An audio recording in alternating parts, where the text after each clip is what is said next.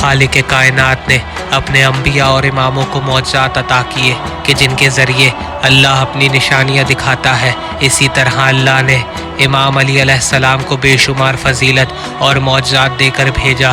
ازبغ ابن نباتہ روایت کرتے ہیں کہ میرے آقا و مولا امیر المومنین علی ابن ابی طالب علیہ السلام ایک قبرستان سے گزر رہے تھے تو آپ علیہ السلام نے قبروں کی طرف دیکھ کر مجھ سے فرمایا، کیا تم خدا کی نشانیاں دیکھنا پسند کرو گے؟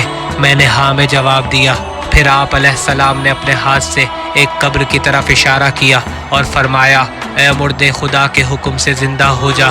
جیسے ہی آپ علیہ السلام کے یہ الفاظ تمام ہوئے تو قبر شگافتہ ہو گئی اور اس میں سے ایک بزرگ نمودار ہوئے اور انہوں نے آپ کو سلام کرتے ہوئے کہا، السلام علیکہ یا امیر المومنین و خلیفۃ رب العالمین۔ آپ علیہ السلام نے فرمایا، تو کون ہے؟ اس نے جواب دیا، مولا میں عمرو بن دینار ہمدانی ہوں، میں واقعہ انبار میں امیر شام کی فوج کے ہاتھوں شہید ہوا تھا۔ آپ علیہ السلام نے فرمایا، اپنے خاندان کی طرف لوٹ جا اور انہیں جا کر بتا کہ اللہ کے حکم سے مجھے علی ابن ابی طالب نے زندہ کیا ہے اور تمہاری طرف روانہ کیا ہے۔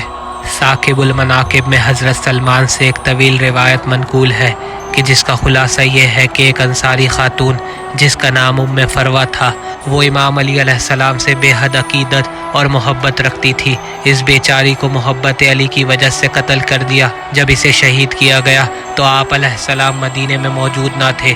جب آپ علیہ السلام واپس آئے اور آپ نے اس کے قتل کی خبر سنی تو آپ علیہ السلام کو اس کا صدمہ ہوا اور آپ اس مومنہ کی قبر پر تشریف لے گئے اور آسمان کی طرف سر بلند کر کے کہا، پروردگارا، تو ہی موت کے بعد جانوں کو زندہ کرتا ہے اور گلی سڑی ہڈیوں کو دوبارہ اٹھاتا ہے۔ ہمارے لیے ام فروہ کو زندہ کر اور اس کو ان کے لیے عبرت بنا دے جو تیرے نافرمان ہے۔ اس وقت آپ علیہ السلام نے ایک ہاتف غیبی کی آواز سنی کہ ہم نے تمہاری درخواست قبول کی۔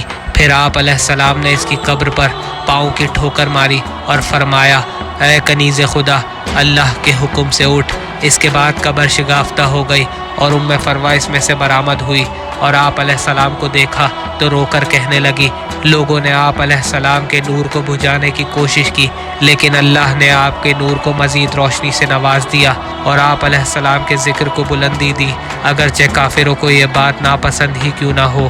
امام علی علیہ السلام نے اس خاتون کو اس کے شوہر کے سپرد کر دیا جہاں اس کے 2 بچے ہوئے، اور وہ خاتون امام علی علیہ السلام کی شہادت کے بعد 6 ماہ تک زندہ رہی۔